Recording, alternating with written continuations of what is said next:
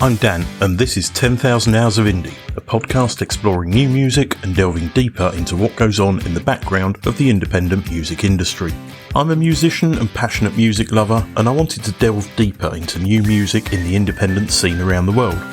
I also saw this as a chance to help artists connect and share their stories, so if there's someone you hear and you want to find out more about, every podcast has links in the show description. Get involved, help this community grow, follow on the 10,000 Hours of Indie socials, you can find all the links in the show description. And also feel free to email me about anything music related, 10,000indie@gmail.com. I'm open to any ideas and love listening to your promos.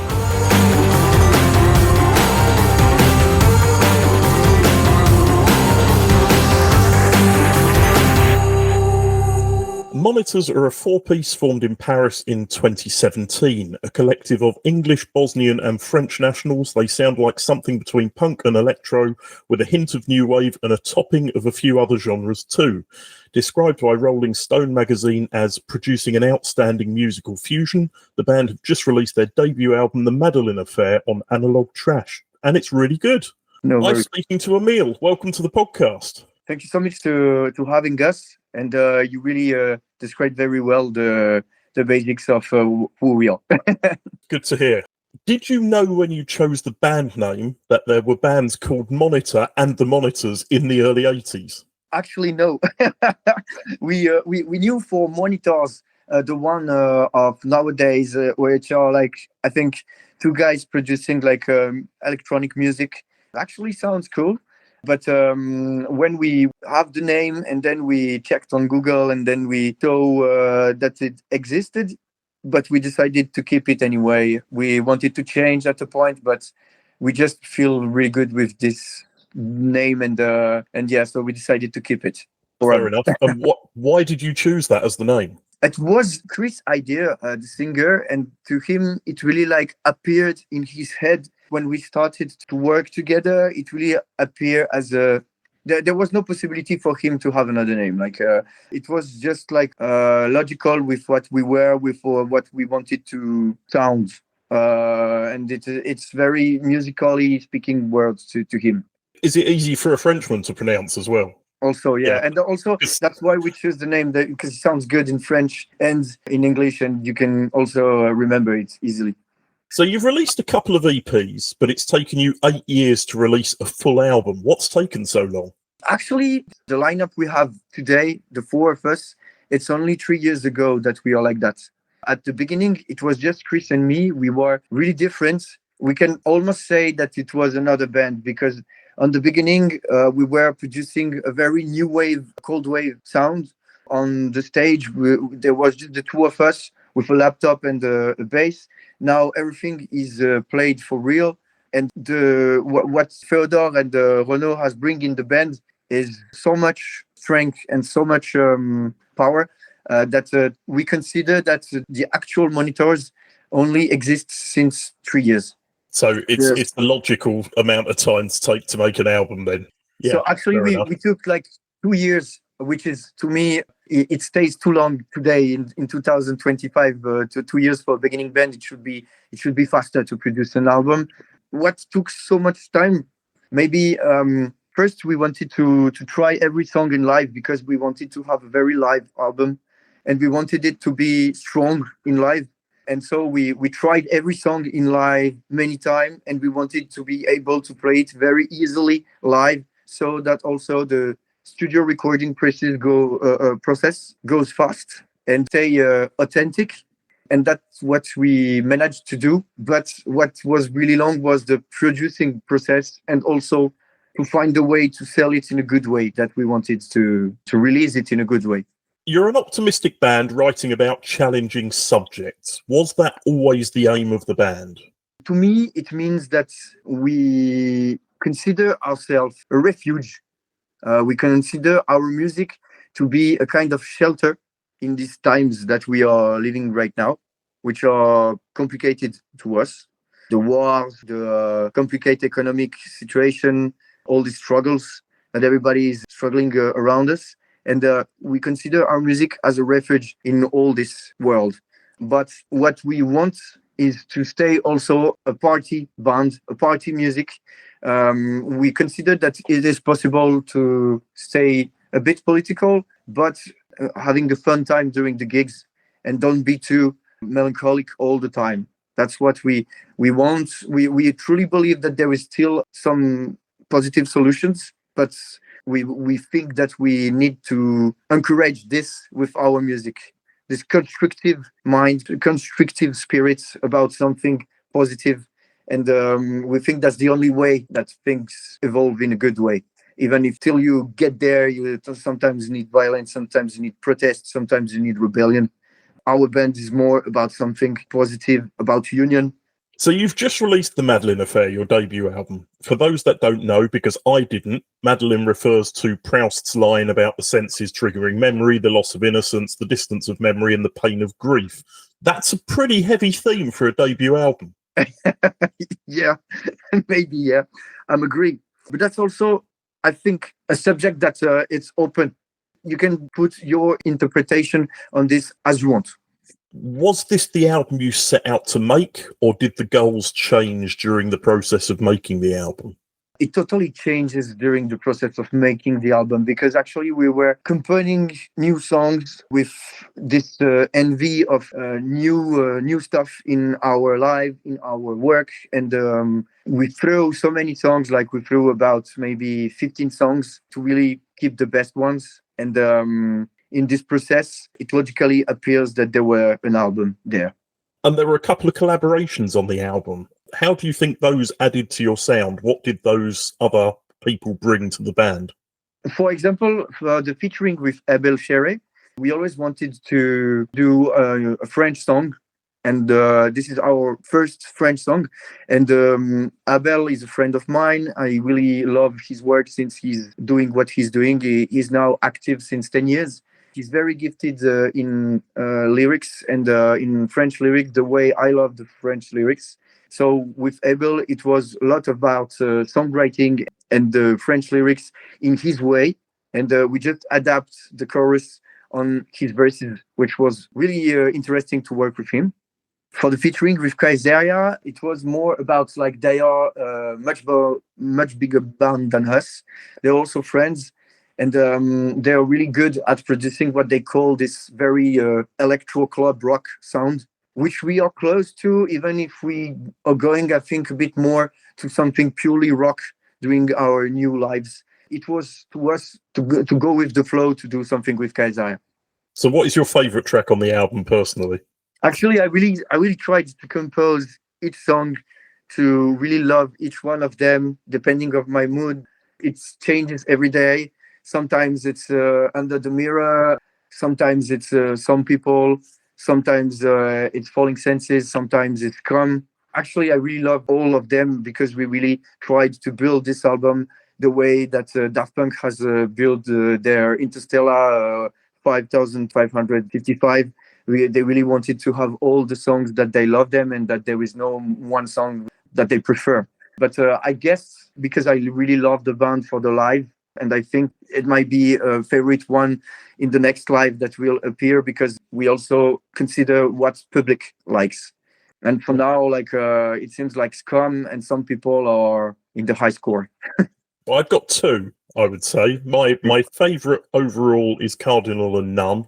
Okay. But I love the guitar and the guitar solo in Some People. I think that the solo is amazing in that song, and the guitar work is, as somebody who tries to play guitar and fails, I could never play that riff.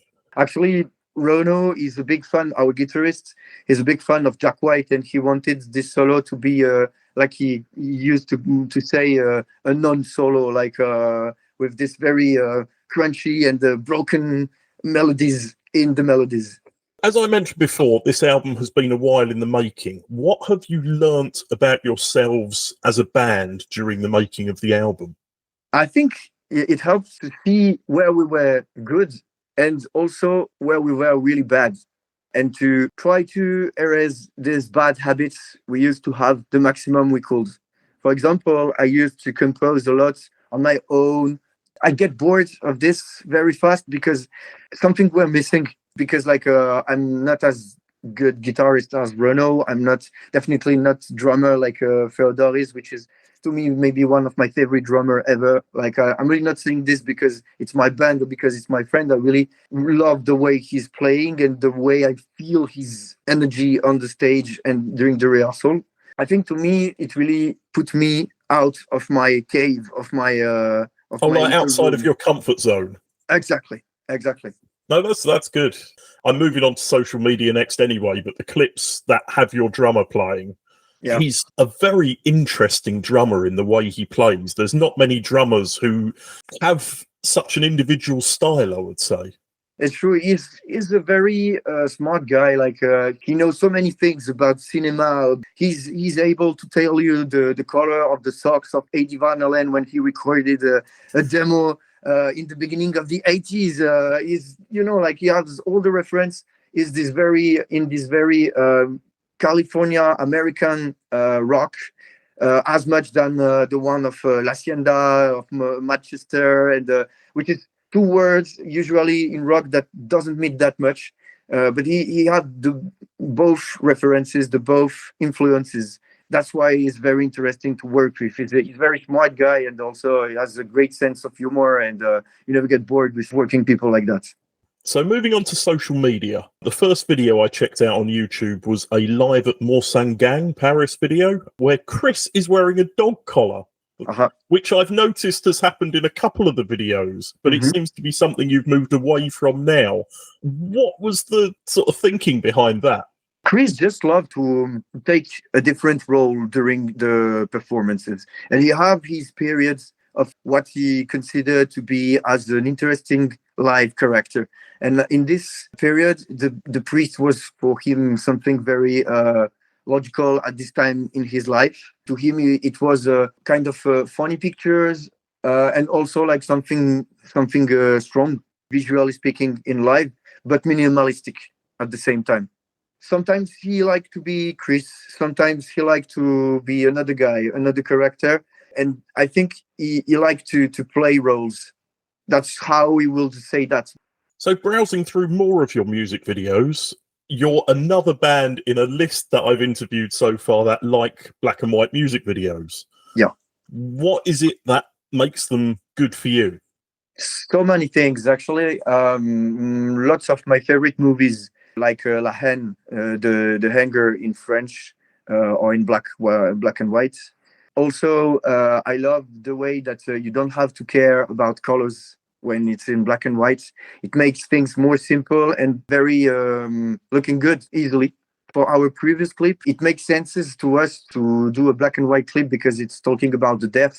It's talking about an old lady who is about to pass away, and the death comes knocking at her door, and she finally fights against the death in a very smart way. And that's what I wanted to be a non-colorized clip more than black and white. And you play death? Yeah.